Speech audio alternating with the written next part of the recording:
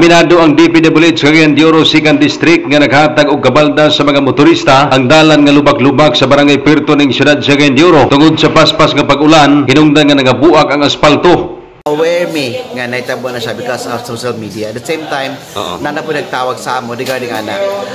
Okay, what happens sa barangay Puerto is that yes, na ay lubak-lubak and then naman lubak-lubak, the reason ana because of ang atong PCCP which is a pavement or semento, nabuak na siya.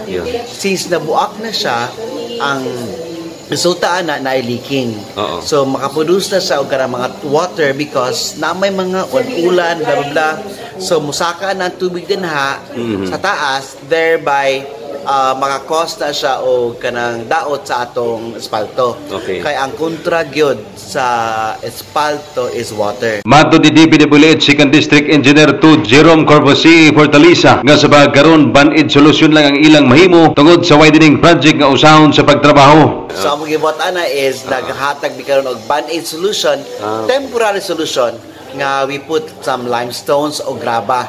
So amo ginang monitor na siya nga mabutang na siya momentarily man ang kitawag nga band-aid solution. However, timely pud kayo ni siya nga naami project din ang road widening. Since nga widening mo engineer, so kanang lubak-lubak karon diya usahon lang nagtrabaho? Yes. Dugtong ni Fortaleza nga sa pagkaron nagangyo usab ang buhatan sa DPWH nga patasan ang ilang pasensya tungod sa kabalda sa dagan sa trapiko.